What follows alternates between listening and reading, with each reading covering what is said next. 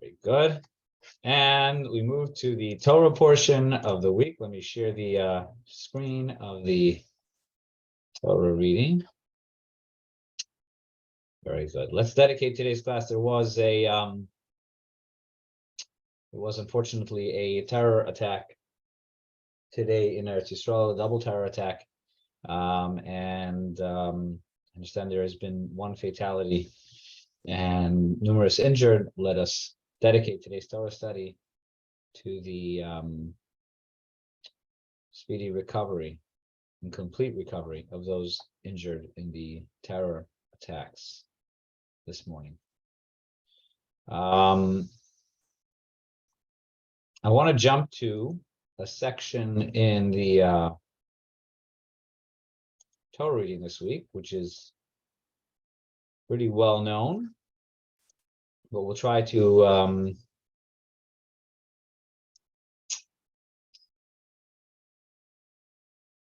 appreciate here we are. It is the section of the Torah reading which talks of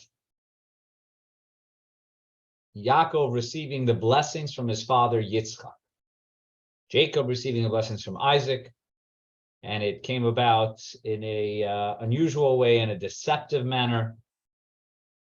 And it's a story that most people know.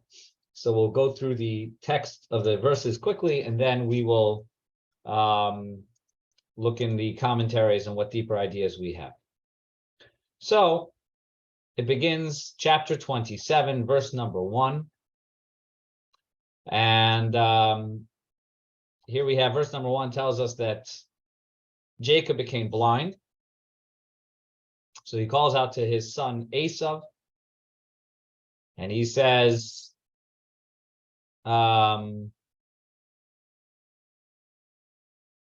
he calls to him and he says, Rashi tells us a few reasons why he was blind. He says, I have become old and I don't know when I will die.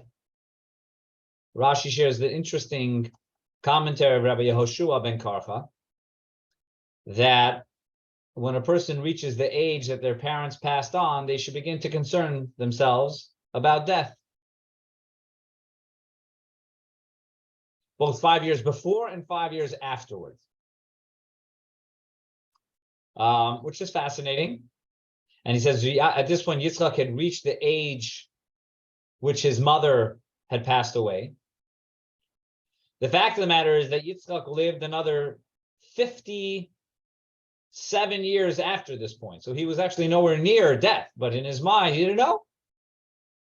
Because his mother had passed away at 127. At this point, he's 123. So he's beginning to think about it. Just as a observation. In halacha, there's a concept called miklal hein ata shomei alav. From the yes, you also understand the no. And so maybe a lesson in this idea from Rabbi Yeshua is that, yes, a person should think about death and be worried about it 5 years before the age of when their parents passed on, and 5 years after, which is interesting, which means that if someone tragically lost a parent at a young age, suppose a parent passed away at the age of 50. So then it seems from the words of Yeshua, one should concern themselves starting at age 45. But then once one reaches the age of 55, they no longer have to concern themselves anymore. And I guess the point I'm making over here is that Rabbi Yeshua does say one should be worried about death, but only at certain times. One should not live. It is an unhealthy way to live with a constant fear of death. Constant fear of death is not a healthy way to live. Now, we do find statements in the Talmud which suggest a person should do tshuva every day because they don't know which day is their last, and maybe today is your last day. Nonetheless, I think it is fair to say that a person should not live with an unhealthy fear of death, and because that could be really paralyzing. Anyways, let's move on. Try to get to some other ideas. Yitzchak says to his son, why don't you go take your sword, your bow, go to the field and hunt game for me. Verse number 4, and make for me tasty foods as I like. And there's a fascinating Kabbalistic idea about the tasty foods that Yitzchak likes as a reference to the different types of delicacies that God likes. And bring it to me. V'haviali, and bring them to me, ve'ochela, and I will eat, ba'avur tivarechecha nafshi b'terem amos, so that I can bless you before I die. Already here, there is a very interesting insight which is taught, which is that if Yitzchak wanted to bless his son, Esav, so why not just bless him? And if Yitzchak was hungry, so why not just ask him for food? Why does he link the two ideas? Bring me food as I like it so that I can bless you. A parent needs a meal to be able to bless his child.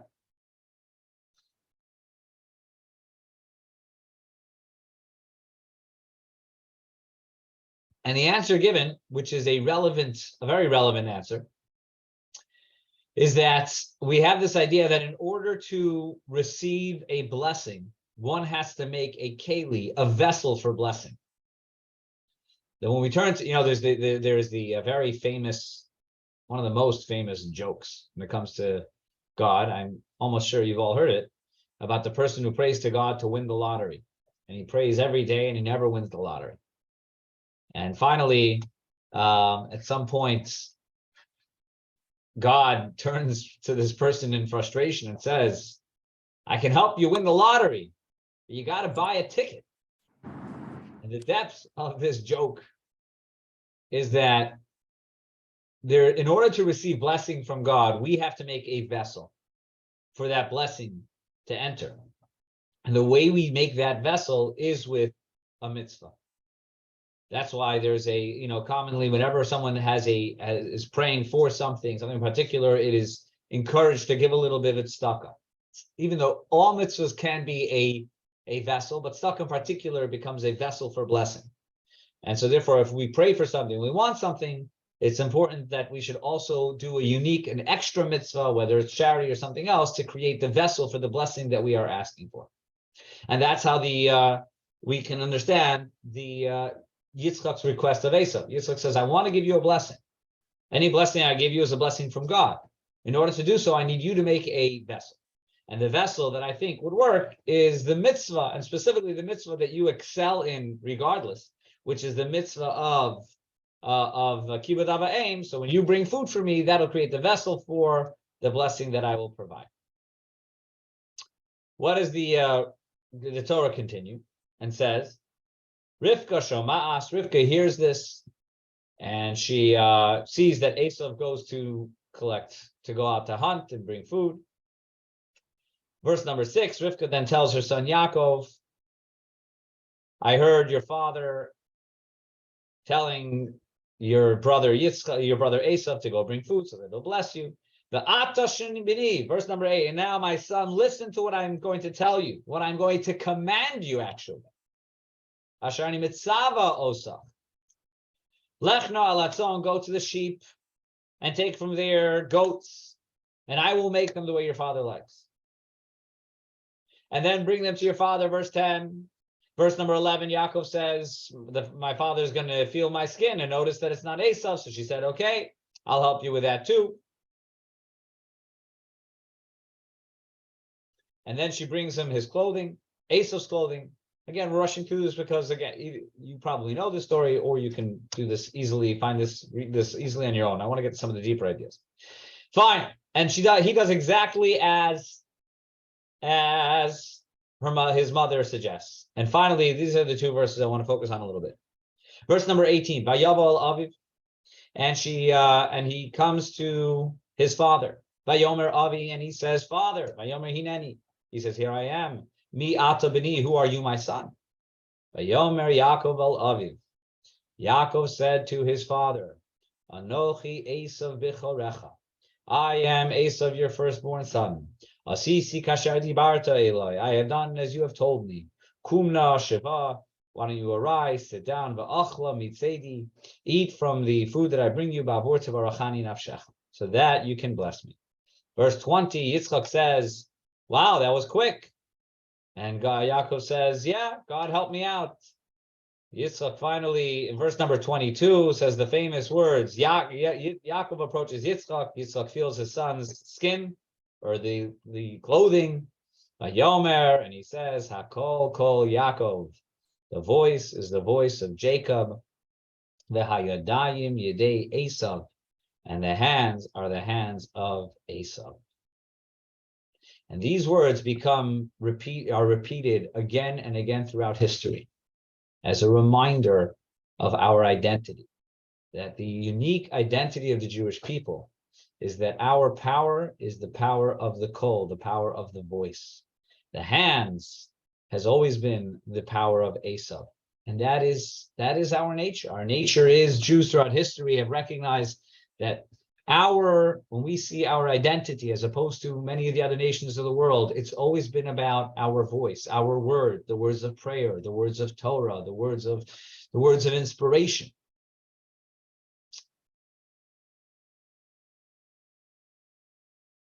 Jonathan Sachs often talks about the difference between power and influence. And he says the great Jewish leaders in history did not have any power. They had influence. Think about all the great Jewish leaders in history, starting with most recently the Lubavitcher Rebbe, the great sages, Rashi, Rambam, Ramban, the Rebbe, the Alter Rebbe. These are not people who had power. They had no power. In fact, often that was very obvious because they were put into prison, right? Which means they literally were powerless against the very powerful forces, but they had influence. And influence is much more significant than power because influence lasts for generations. Influence lasts well beyond the person is no longer here. Power is as long as the person is here. As long as the person is here and wields their power, they're powerful. Otherwise, they leave town, they're no longer powerful. Influence continues even when a person leaves town, even when a person leaves this world.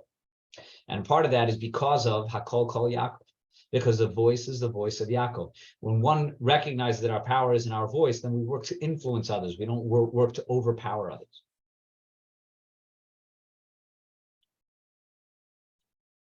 Even David HaMelech, who was someone who had power, he waged battles and won them.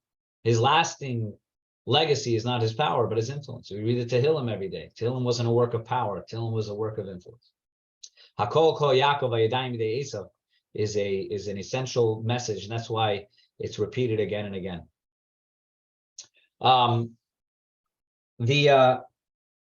But let's take a step back for a moment because there's a lot of questions on this whole section of Torah. All the commentaries who pose questions pose many questions, 10, 20 questions. It's a very strange section of Torah. Why is it that Yitzchak wanted to give the blessings to Esau? Why not to Yaakov? Why is it that Yaakov had to deceive his father to receive these blessings? Why didn't Rivka have an honest conversation with Yitzchak and say, Yaakov was the one deserving of blessings, not Yitzchak? So there are, just as there's many questions, there's many commentaries and answers given. But I'd like to share one or two. We'll see what we can get to. One idea, which is shared again by several commentaries in different words, but a similar idea, and this is what Chassidus talks about, is that Yitzchak saw a tremendous power that Esav had, and Yitzchak never gave up on Esav's potential. And not just because everyone has potential. He saw Esav's strength as having potential greater than that of his brother Yaakov. His strength, his perseverance, even the idea of hunting, which Esav was his go-to. There's certain symbolism in hunting too, which is to find and capture something in the wild. And Judaism, Hasidic Judaism, certainly says that we're all hunters to some degree. We're in a wild world, and we're there to hunt mitzvahs. We're there to hunt and catch opportunities of holiness. So hunting has its expression in holiness.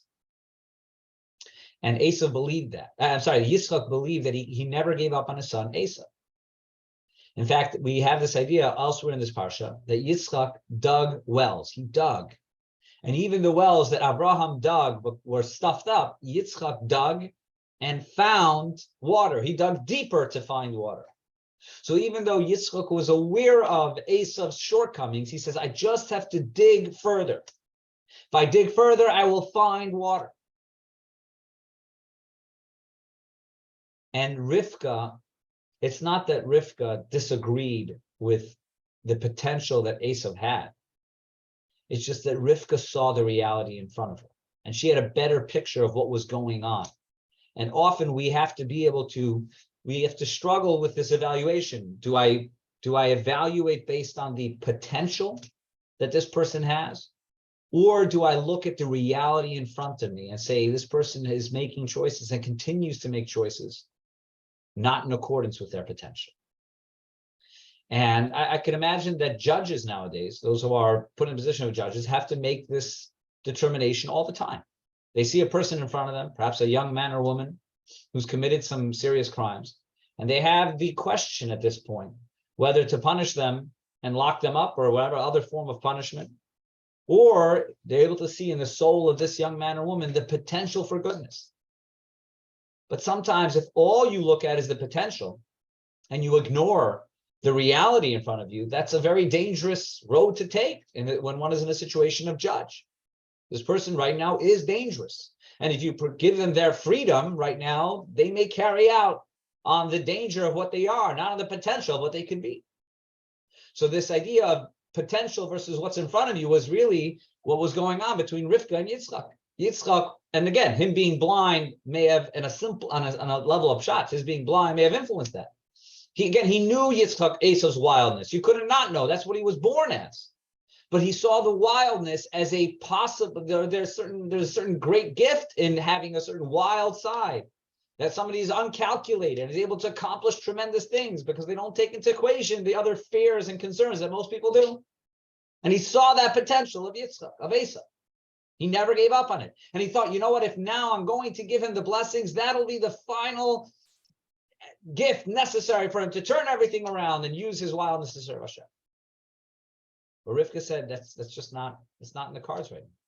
Maybe at some point, maybe, but right now where Esav is at, if you give him the freedom, if you give him the car keys and the brand new car, he's going to use it to further the negative agenda that he is right now consumed with. And that's the battle between Yitzchak and Rivka.